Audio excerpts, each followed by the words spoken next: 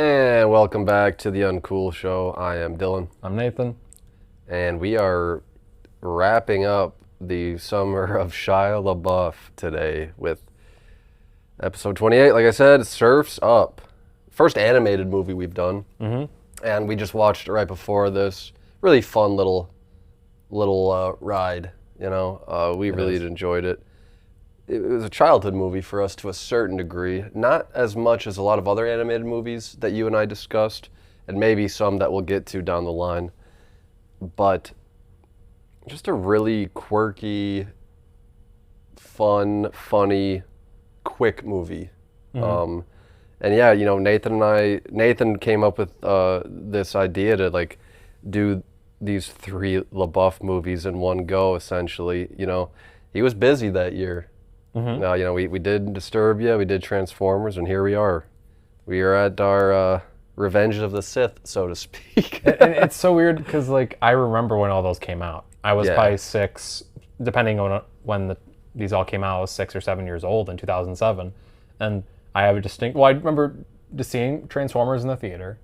We did not see Surf's Up in the theater, and obviously I was too young for Disturbia. Yeah. So it's kind of like, I don't know, I had different relationships with all these movies, but... Yeah, this one I remember watching a lot from an early age. And I was telling Dylan when we watched it, I'm like, I don't know if we got it on DVD or if we rented it a lot or I saw it on TV a bunch. Any of the, like all the above. I don't know where. Yeah, exactly. I don't exactly remember either. Yeah, I don't exactly remember the first time we saw this or how we saw it. I really couldn't, which is strange for you and I. Usually we remember that kind of stuff. Mm-hmm. And not that this movie isn't memorable, but especially those childhood movies, usually it's a concrete thing. And now that you have me thinking on it, I'm going to lose my mind. I'm going to guess it was a DVD. Yeah, it must have been. That we either got as a gift or bought. I don't know. Maybe Mom got it for us one time. Yeah. I'm not exactly sure, but regardless. As much as this was also part of the weird Shia LaBeouf era, it was also like weirdly in the Penguin era. Yeah. March of the Penguins, that Happy Feet. I was just say Happy Feet. And Surf's Up were all like a couple years apart. Like 05 to 08, something in that For some ballpark. reason, after March of the Penguins hit, Hollywood animated movies started adding penguins. Which there's money in penguins. Apparently there's money in penguins. But for those of you who haven't seen this, which, you know, compared to like Transformers and Disturbia, I would imagine most people haven't seen this one more than the other two. I think more of like Gen Z. I think Gen Z has seen this movie a lot. Yeah. Like my generation. With yours, like you were probably what, like 13, 14 when this came out? Yeah, 12, 13. So like it's a little bit different. Yeah. But I'm sure people, I think people of our combined generation, this was one of their early animated movies. Yeah. And it's again, for those who haven't seen it, it's shot in like a mockumentary format, which I haven't seen an animated movie do that before or after, and that aspect of it really still holds up. There's not much in the way of like plot, as much. Very little plot. You described it as just like a pretty warm hangout movie. I think that was what it was meant to be, just a hangout movie. You're just getting in deep with all these characters, and not that you get to know them super well, but they're all very likable for sure, and easy to root for the most part. LaBeouf Shia plays Cody Maverick, a 17-year-old penguin who like lives on an Antarctic island, and who is dreaming of something bigger. Everybody in his community is telling him, "Don't chase your dreams," including his mom and his older brother. Who, and especially his older brother, are used for like comedic effect. This movie is very funny, very witty, very quick, very quick with the humor and the cutting away, and you know it keeps your attention. You brought up The Office. Why don't you talk about that? Yeah, I did not even register with that. Yeah, I think that this movie was at least partially inspired by the Office boom and the mockumentary style filmmaking with The Office and in TV, and eventually Parks and Rec picked that up and other shows after. I think it was partially inspired by the Christopher Guest mockumentary movies like Waiting for Guffman, Best in Show, A Mighty Wind. And I think that mockumentary lends itself very the comedy and capturing these heightened characters and their very real moments in their lives. Yeah. And like you said, I think that like establishing Cody in his Arctic home where it's all very dark and desolate and sad and everyone's really sad and miserable there. Yep. And then eventually like he gets onto the whale and gets moved onto the island where it's very bright, dreamy, very idyllic. Much, yeah, very much the opposite of it's trying to be Hawaii, you know, very much the opposite of what's the name of his little town? It's like it's like Shiverpool. Shiverpool, a takeoff of Liverpool, where the Beatles are from. But this movie includes a great voice cast, other than Shia. Zooey Deschanel, Jeff Bridges, namely the first. I should have named him first. Jeff Bridges essentially playing the dude from the Lebowski if he were a penguin. John Heder of Napoleon Dynamite fame. Diedrich Baker, who's also in Napoleon Dynamite. Rex Kwando. And James Woods, a couple of other tertiary characters that aren't like big name actors but are really funny, like that little kookaburra bird talent scout who's super neurotic and anxious the whole movie. But it's really just young man wants to follow his dreams, become a professional surfer. Big Z is his favorite surfer of all time, and gets on this whale, which is like essentially like getting on a boat or a plane to a new land. And ends up meeting John Heder's Chicken Joe, who is a Wisconsin native. From Sheboygan. Learned how to surf on Lake Michigan with like this wave that's like a foot big. It's really funny. And from there just makes some new friends, learns how to surf, learns how to take himself a little less seriously. It's not much of an adventure because the movie keeps cutting back to these different characters in the mockumentary world. So it's like what, an 80-minute movie? With credits, it's probably 80 minutes, maybe a little under 80 minutes. And it really just moves in a blistering pace until it doesn't. Towards the end, it starts to like, almost as Cody starts to like calm down, the movie slows it down and lets you hang out a little bit more. The thing is it is a hangout movie and it doesn't feel sped up. But the short run time is obviously like getting us to a point where, we feel resolved with everything. Like it's a very easy watch in that way. Yeah, for sure. Like it doesn't require much of like deep thought in terms of discovering where Cody is in his life and where all the characters are in their own personal lives. The one that is probably the most unique and interesting character is probably Z. Yes, for played sure. by Bridges, who was like this legend of surfing in that world, who like kind of got tired of it and kind of saw his end coming. Yep. And he let like the big, what's his name? Tank. The big one voiced by Diedrich Bader, like he let him take the reins. Like, I'm about to be phased out. And so he's done. He basically like fakes his own death. Yep, and goes into like a self-imposed exile. And that is the most deep character in terms of characterization and growth, I would say. Because he's like the Yoda to Cody's Luke Skywalker. He's like kind of like fostering that relationship, telling them to chill out, like don't worry too much, don't worry too much about your image. But it'd be like Yoda if Yoda still had like self-doubt and like some unresolved past issues, which it makes for a nice character, a nice dynamic. And you and I mean, our Lebowski episode is our best one we've done in terms of viewership and stuff like that. We're suckers for Lebowski, and like I said, he's just duding it up, and it works to great effect in this movie to try to balance out the neurotic, heightened energy of Shia LaBeouf as Cody. But yeah, Big Z, and again, anything Bridges does, he brings that certain quality that only Bridges can really bring. I don't know too many other actors, both on screen and voice acting, as he's doing here, that are just always at this like really calm register, really calm energy. Even if their characters aren't going through like a calm situation, there's always something very calming and peaceful about Bridges in most of his movies. I know there's exceptions to that for sure, especially earlier in his career. But the dynamic of just having somebody with that level of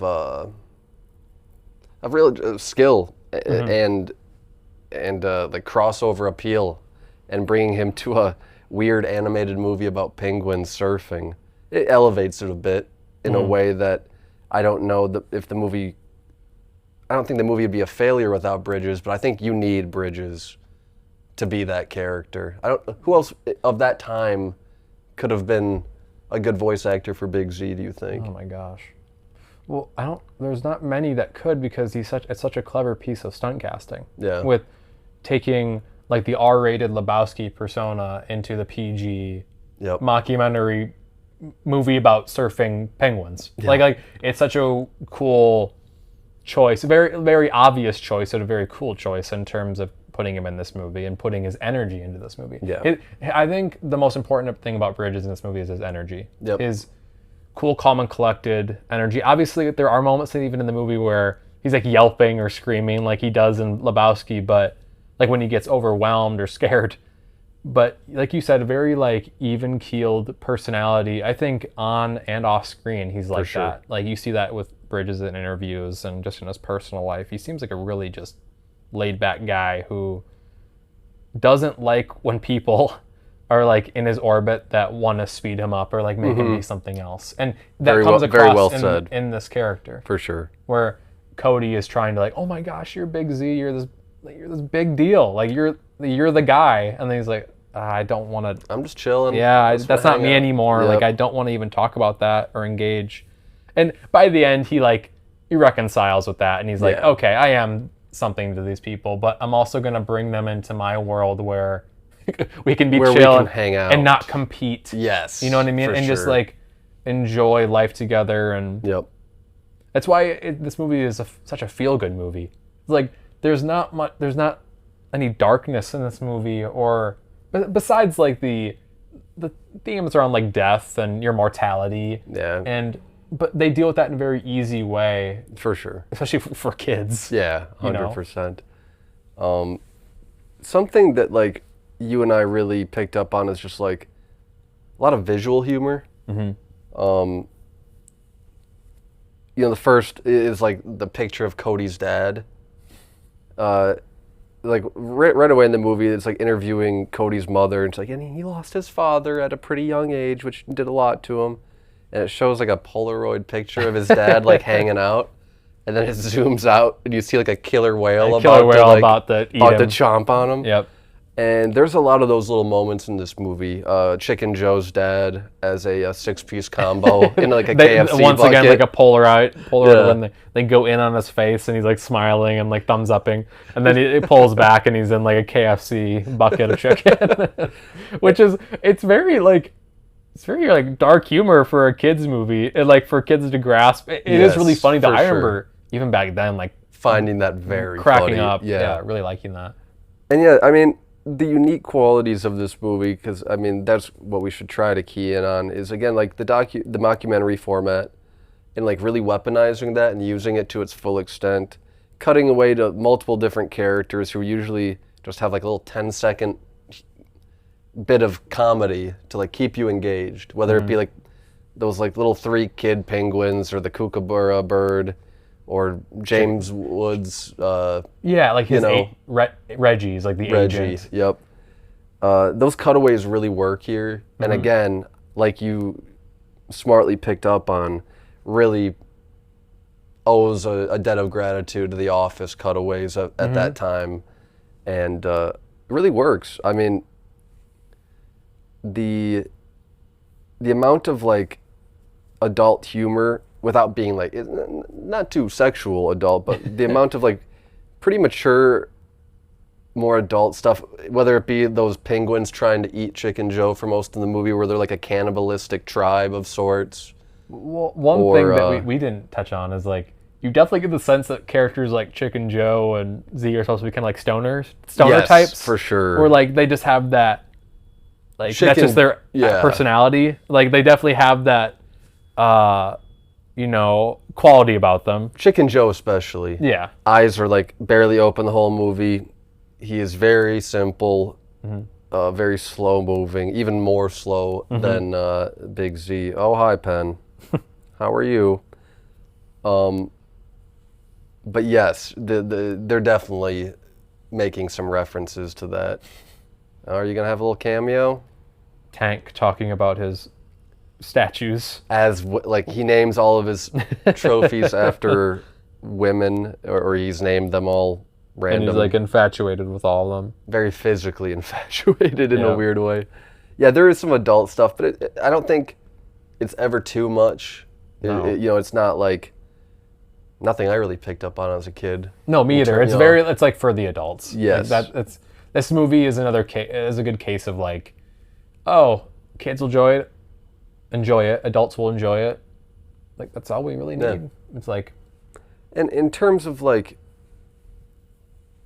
I guess the theme of this movie would just be like, yeah, follow your dreams, but do it in a way in which you can still build a community and hopefully inspire others around you. A big part of the movie is Cody kind of getting Z out of his self-imposed retirement. Yep. And that's kind of like Z's, one of his last lines, like, I kind of lost my way for a while, and then this kid came and found me, and blah, blah, blah.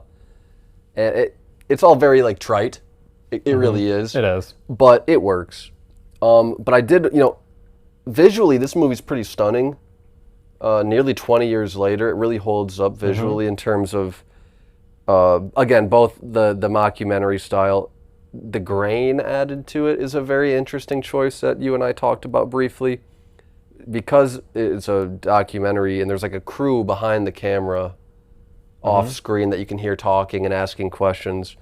They also add like grain to make it seem like they're filming on like a VHS tape or something like that, which is a very interesting choice.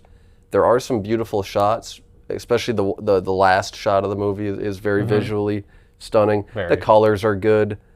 I don't really know how that that works in terms of like how do they do that? How do they do no, I mean, because they have a huge team, clearly $100 million budget, but like I guess that's where the directors really come in, and like I would love to have seen, and maybe there is footage out there of this as I get really nerdy, of the animators and how the directors worked with them in order to like make this work as a documentary. Because it does work. And one thing that I was thinking about during the movie, going back to our conversation about the Truman Show. Have to get down. Like down to our conversation to the Truman Show, like how Peter Weir, the director of that movie, made a very like purposeful choice of staging every single camera movement or like stationary camera movement as like, oh, this is the show we're watching. This is not a movie we're watching. We're watching the actual Truman Show. Same thing can be said for like this mockumentary, where even if it is like a kid's movie and like kids aren't going to notice these things, but like you said, like the grain, how it all feels very handheld. Yep. The handheld approach works very well. Like you see like a couple of mics go down. Yes, for sure. The camera, mics. Yeah. The camera falls down a couple of times. Like they do some creative work with that as an adult I appreciate more. For sure. A spear is thrown at Chicken Joe. Good Lord, Penny. And like it misses Chicken Joe but hits a cameraman. And you hear like, ow! And then that same cameraman gets hit later in the movie and he's like, oh, not again. Very creative in that way, and something that the more I've seen it as an adult, the more I appreciate those little moments that really aren't in a lot of movies coming out right now for kids. You said it while we were watching it. A lot of kids' movies right now are just like quick ADHD, hit you over the head with jokes so many times until you kind of get sick of it. Like quick cutting. Yes. And this blends a little bit of that quick cutting energy with a little slow narrative stuff. And it works to its betterment. Zooey Deschanel, I brought her up. She's in this movie as the love interest, so to speak. We don't know anything about her character at all, other than she's related to Z's niece. Yep. Z's niece. And she like brings him food so he doesn't have to leave his exile. And clams for making. Is that for like making the surfboards? Yeah. And she's a lifeguard. And that's all you really know about her. Yeah, her character is very weak in terms of characterization. But she's good in this in terms of a voice actor. Her voice works as like a sweet foil to LaBeouf again, because there's nothing really too sweet about how he delivers a lot of these lines. He's doing his usual LaBeouf stuff. Yep. He's a great voice actor, just like he's a great normal actor. But it's the heightened Transformers type of era, you know? Like fast talking, neurotic. Yep. LaBeouf. Like that's what he was really good at as a kid going into adulthood. Yeah, for sure. The soundtrack in this movie is interesting. A lot of like aughts, early 2000s, you know, pop punk or like campfire songs that you would like hear at like summer camp or something like that. Some alt rock. Like it's just not. Yeah, it is very dated. I told Dylan at the very beginning, like I think it's charming in that way. Like it definitely is like almost like a period piece, and like, oh, this was definitely made in 2007. Like like the 2000s. Like it has that style, that music stamp of approval on the movie, and yeah, that can come off a little like, okay, like you can use a little bit more inspired choices, but it is what it is. Like it is the movie. Yeah, yeah. And really quickly, the credits to this, which I've never watched because there's really not a reason to, has like an original song from Lauryn Hill, who is one of the most influential artists in music history. Mm-hmm. And for just like this movie to have like a really like hidden track from her, so to speak, kind of blew my mind, and it's still blowing my mind as somebody who like really loves Lauryn Hill and the miseducation of Lauryn Hill. I never knew that this was any part of this movie, which is a wild choice for these filmmakers to have made, because Lauryn Hill doesn't come cheap, you know? No. But yeah, there's a Lauryn Hill track made for Surf's Up. And Surf's Up. Which is crazy. Surf's Up was nominated for an Oscar. Mm-hmm. I think it was the inaugural year. No, it wasn't. No, it was like Shrek. 5 years later. Yeah, for sure. It was like 5-6 years later. I don't know what won that year, but Surf's Up was nominated for Best Animated Picture at the Oscars. That might have been Ratatouille. Oh, that was the Ratatouille year. That checks out for sure. That is 07. 2000. We haven't mentioned 2007 is like one of the best years for movies of all time. Yeah. Like the top 20 of that year, like a lot of them just fantastic, like modern classics. Yep. And yeah, Surf's Up is a really fun entry into that year. Yeah. Very fun entry. Same year as also like Simpsons movie, I'm pretty sure. Which is, I saw that in theaters, for sure. And so 2007 just has a lot of like cultural cachet even to this day. It's like huge bundle of movies. Yeah. I really do think Simpsons movie came out in 07. That's crazy. Well, I have to look at Letterboxd and check out what else came out for that year. I mean, I do want to key in on Chicken Joe just for a minute. Other than just like the stony aspect of him, mm-hmm. I do think this is like a kind of unfortunately like the tail end of the Heater run. Mm-hmm. But I think John Heater is really great and really like sweet in this movie in his role. He brings most of the comedic relief, would you say? Mm-hmm. Most of it, yeah. Both like on purpose and accidentally as a character. Yes. Chicken Joe just kind of like stumbles into situations, but like somehow gets out of all of them in a really funny, entertaining way. The character design of Chicken Joe, because everyone else is a penguin, pretty much, other than James Woods and the kookaburra bird. Yeah. So Chicken Joe really stands out, both color-wise and just he pops on screen in a weird way, and more so than any of the other characters. Again, he doesn't have like much of a plot behind him, but you're rooting for Chicken Joe in a weird way, and. I don't know. You know, Heater is somebody who seems like a really cool dude, really kind dude, and I'd kind of love to see him get another shot. I don't know what that shot would look like, or even if he wants another shot in that industry, but he's somebody who was like really important in as Napoleon Dynamite for most people. And not to turn this into a Napoleon Dynamite pod or anything like that, but you know, you kind of need those weird actors who don't ever try to like, I don't think he ever really did drama or anything like that. No, I don't think so either. He knew who he was, and he was like okay with that. And again, I think John Heater as Chicken Joe is really fun in this movie. Probably my second favorite character behind Big Z. Yeah. You know, there's just something so sweet and stupid about watching him interact with the tribe and interact with people. And he's like the dumbest character in the movie. That's why he is the comedic relief. But there's also like most of his actions in the movie are he's looking for Cody. He's worried about this his new best friend who he just met the day before. Like a day before, yeah. He puts himself in danger multiple times because he's trying to find this dude he has known for like 3 seconds. Again, like not much in the way of plot, but you know, towards the end of the movie, you know, Z helps Cody make a surfboard out of the best wood possible, using like a very like meditative technique to try to get this kid to slow down. Z starts surfing again for the first time in 10 years. And there's a lot of like sweet montages to like bookend that arc, if you want to call it that, you know. But the whole reason why Cody is being filmed for, you know, he's an amateur surfer and he's trying to win this the Big Z Memorial Tournament against Tank, who we haven't talked much about. Tank, I guess, is the villain of the movie. We talked about his like trophy obsession.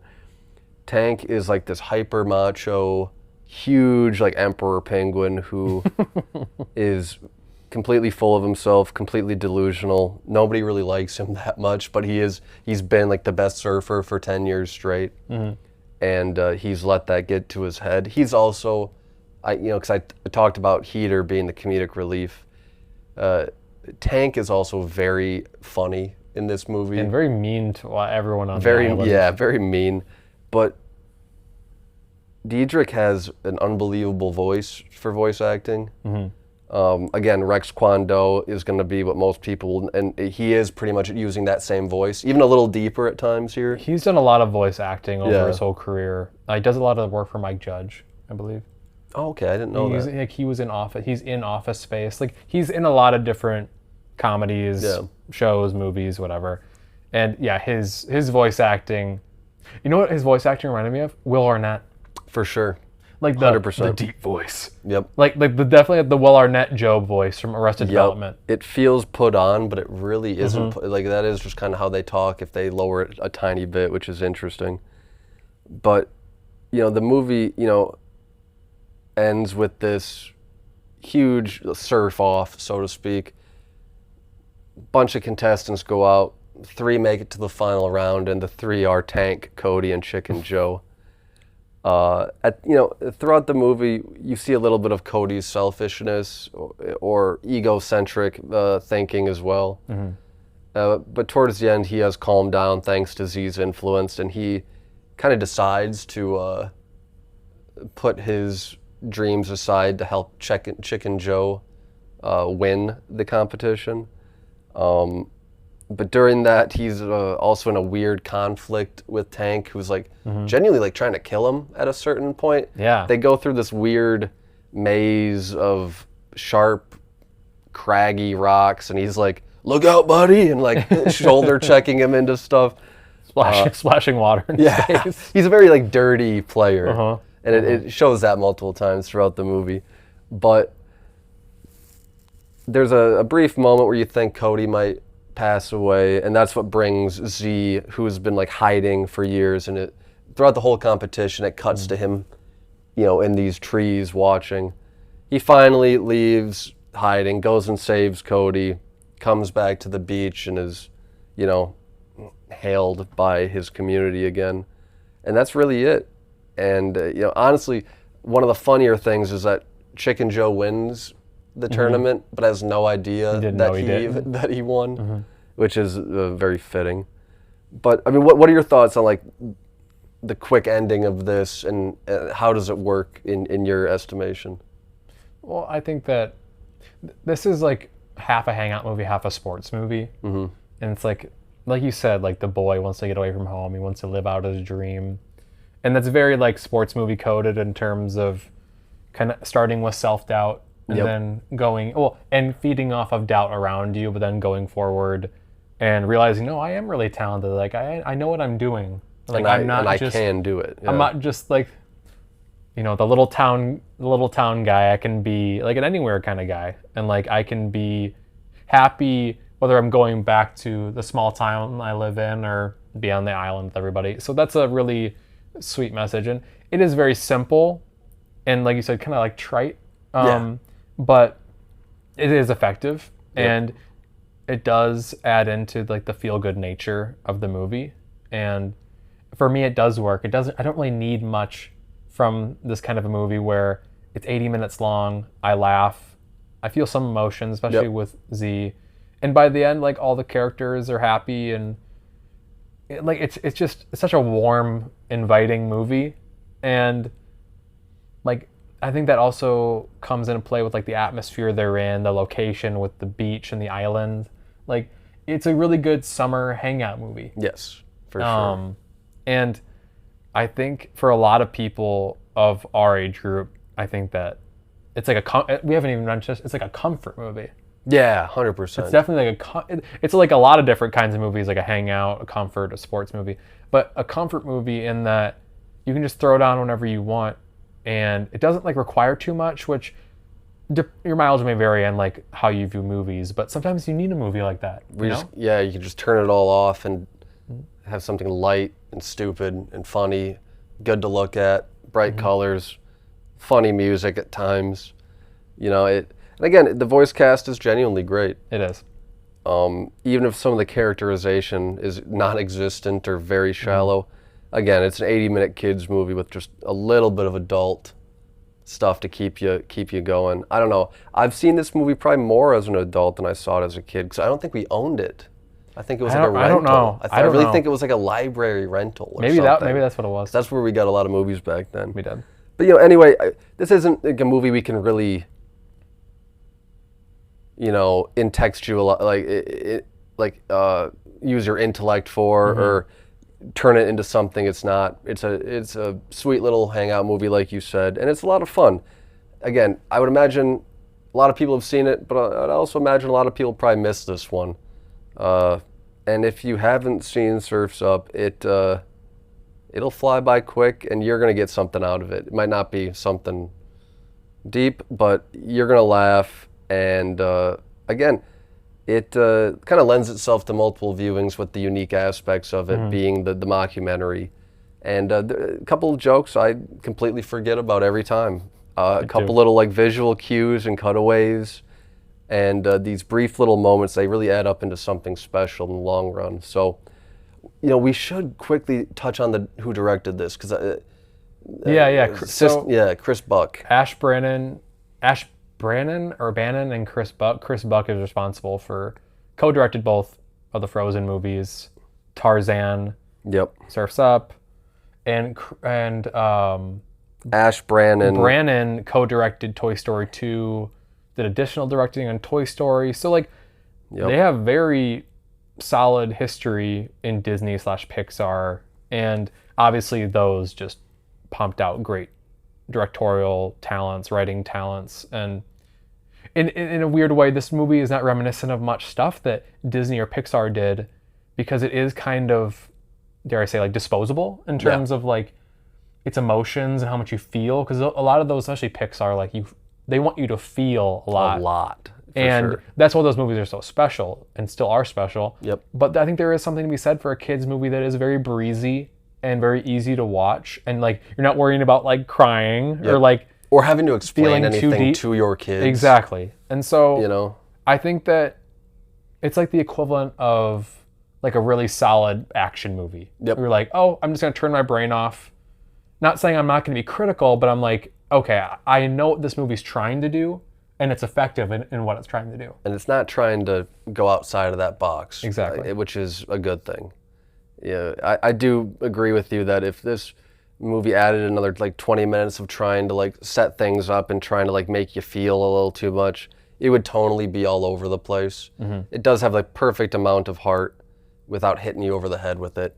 And again, that's all I can really say for Surf's Up. I enjoy it quite a bit, not just for the LaBeouf of it all, but this would be a special movie even if I wasn't a Shia LaBeouf fan. I really enjoy this as a kids movie. And kids animated movies are something that we're going to do more of in the future. I can't believe this was our first Our animated first one, to be honest first with entry. you. Yep. But, you know, Nathan, I don't remember how long ago you brought up the Summer of Shia, and we made it happen. We did it. We crossed it off our list. And again, this is the Summer of Shia for Shia too. Yeah, He's really. you know, 2026 is kind of the year of Shia. He's made it happen. Sans movie. Sans' movie career. So again, if you haven't seen Surf's Up, show it to your kids. If you have kids, pop it on. You'll get something really good. Even if out you of don't it. have kids, this is such an easy watch. Fun. It's 80 minutes long. It's very enjoyable and very fun. Perfect. Well, if any of you made it this far into our Talking Surfing Penguin podcast, I appreciate y'all. Thanks for tuning in. Have a good one. All you Shia heads out there. Yeah. Shia heads unite. And Shia. Yeah, Shia, if you're listening. I know. We know you are. I know you are, dude. And we know how much you love Surf's Up. You, me, Nathan, we'll write Surf's Up 3, dog. Let's get Cody back, dog. Oh, man.